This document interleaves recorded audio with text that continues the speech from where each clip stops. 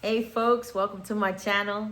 I'm Stacy Taylor and you have joined the Taylor Frequency. And this is going to be the channel where you can get popular topics that we're going to talk about. And also, my favorite, we get a chance to talk about some sales strategies and self-help nuggets that can take both your career and your personal relationships to the next level, because that's what it's all about, right? So before we move on, please do me a favor. Please like the video and subscribe so you can kind of mess with the algorithm. You can get more of me, all right? So today's topic, what we're going to talk about is effective communication. And I know that effective communication is a very big topic that has a lot of stuff underneath it. And the fact is, a lot of people say they want to learn effective communication. They put those two words together, but they just don't know how to do it right. And so today, what I'm going to be talking about when it comes to effective communication is the questions, right? The questions that go with that communication, because questions are huge. I personally think so anyway. And when you sell timeshare, you're selling anything. You're selling real estate, you're selling houses, you're selling cars. You got to know how to ask a question. And you got to know what kind of question to ask. And you also got to know the timing on when to deliver that question. Because the right question at the wrong time can give you a result that you were not prepared for. So this next little class that we got going on is going to help you unlock clearer communication. And really, at the end of the day, the premise here is to get the answers that you need to hear and not just the answers that you want to hear. There are right answers and then there's wrong answers. And sometimes the problem with not knowing what question to ask is we're guiding the witness to give us the information that we actually want to hear. And at the end of the day, it's really not that beneficial to the overall end goal, okay?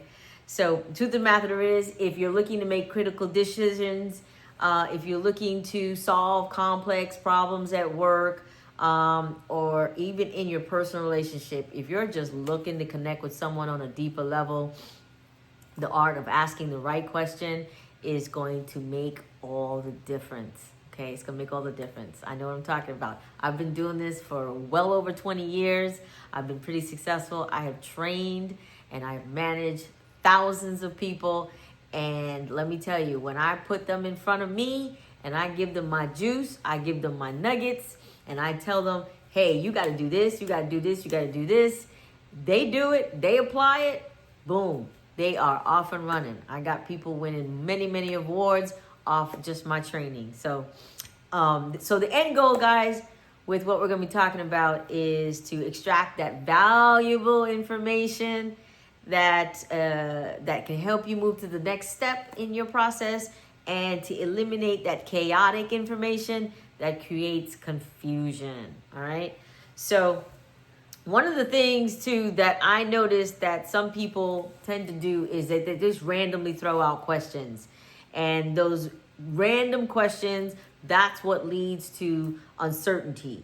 Today, we're going to focus more on the strategic questions. And that is what's going to help you guys take action to really get to where you need to be. So again, it's not just about finding answers. It's about sharpening your thought process. That's going to assist you in making better decisions, right? Because now you kind of know what everybody's thinking or what everybody is wanting to do.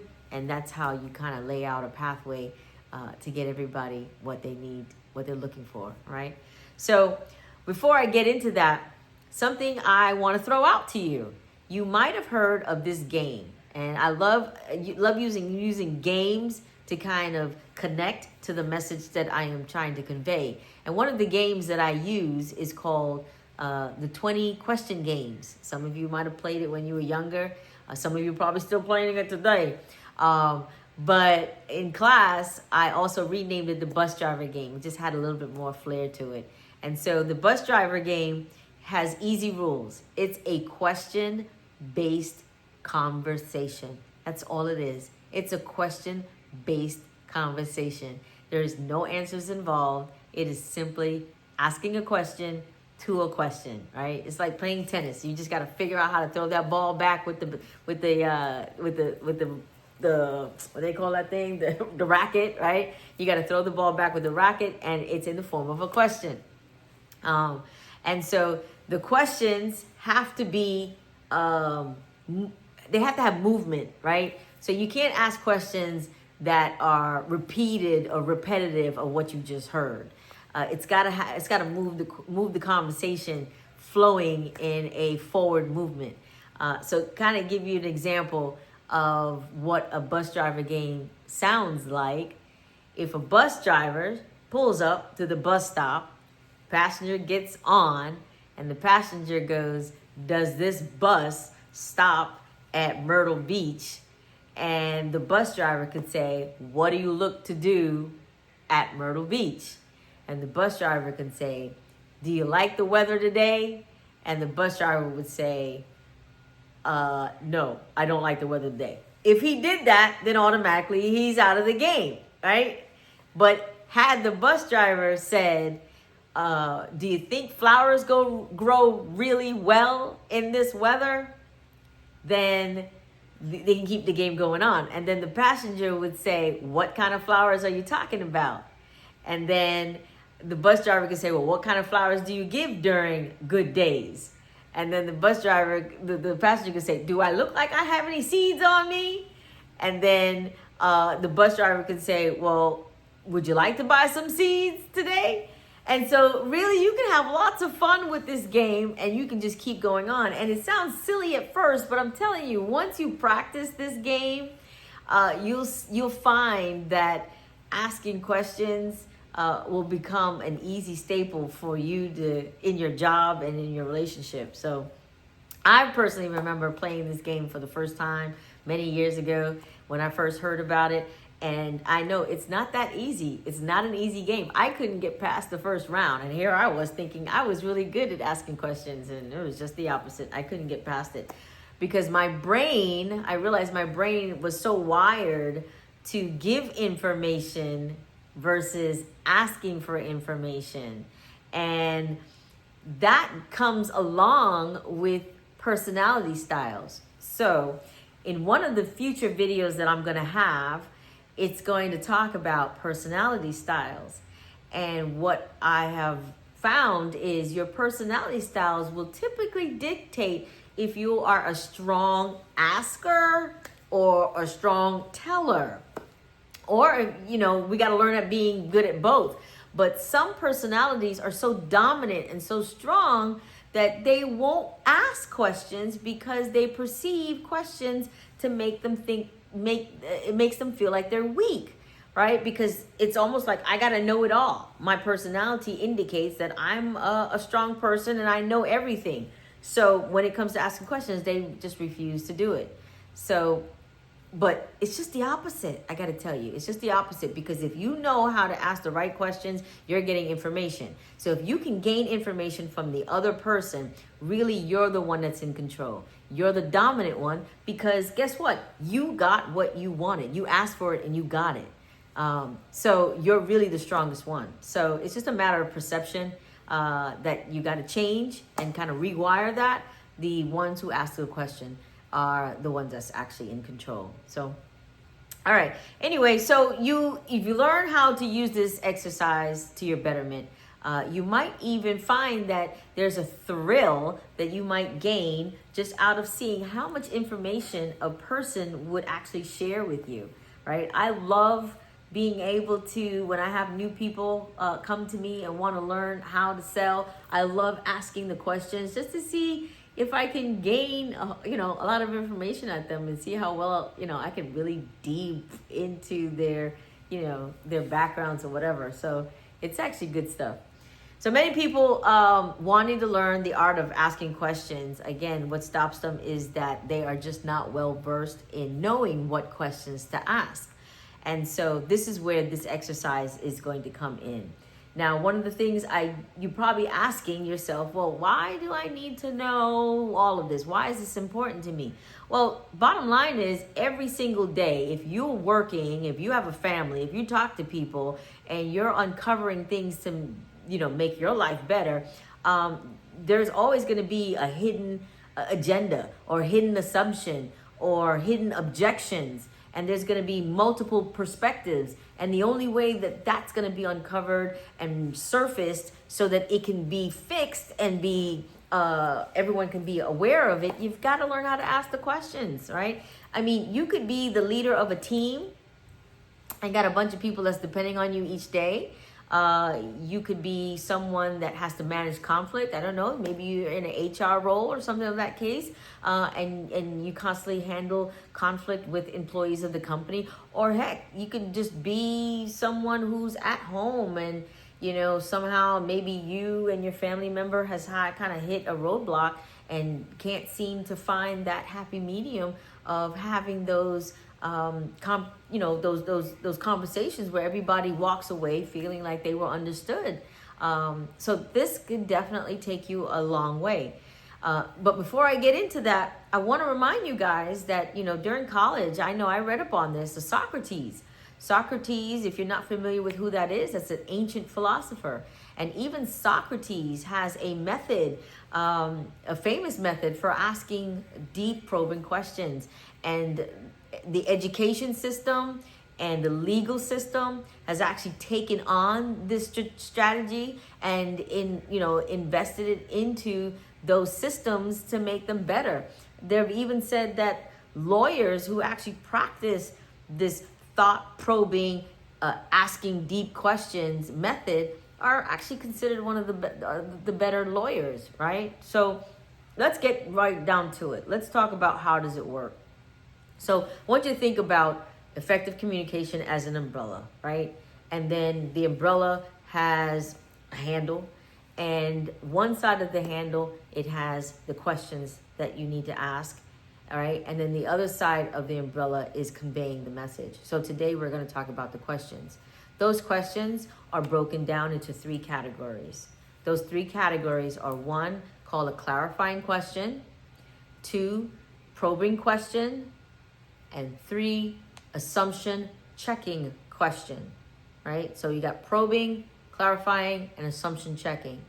So the first one is a clarifying question. And those are the questions where everyone needs to ensure that they're on the same page. That's all it is. It's just, are we on the same page? Don't walk away making, an assumption that you know what the speaker or what the other person wanted. You want to walk away making sure that everybody understands what's happening. So here's an example of what that sounds like. An example of a clarifying question could sound like, could you please elaborate on that? Or you might hear, what do you mean by that? Did I hear you correctly? You said this. And another one could be, could you explain further what you mean by improving my performance, right? So those are clarifying questions. You're asking the speaker to give you information to make sure that both you and the speaker are on the same page. Then the second one is a probing question. And the probing question, what that allows you to do is to go deeper into the topic, and also to challenge the status quo so that you can uncover the different venues, different pathways, so that you can get to the end goal, so that the solution is received by everybody in the conversation. And an example of what that might sound like would be what made you decide to do that. Another example is what led you to that conclusion. Another one would be when you say you want to grow professionally, what specifically are you referring to? And the last one would be, what are your current priorities right now? So probing questions, those are cool because now we're turning up the heat a bit, right? Because now we're getting deep. We're taking that fishing line and we're throwing it in deeper waters here, people. And we're trying to catch a bigger fish. The fish on the surface, the little teeny weeny little ones, we don't want that. We want those deeper fish. We want the big fish. We want that shark, right? And then the last one, the assumption checking question. This is where we're going to expose what this person is thinking really deep down. We're going to encourage them to think critically based on their answer. And then we're going to challenge the assumption. And the key in there that I think personally is the main focus is challenging the assumption.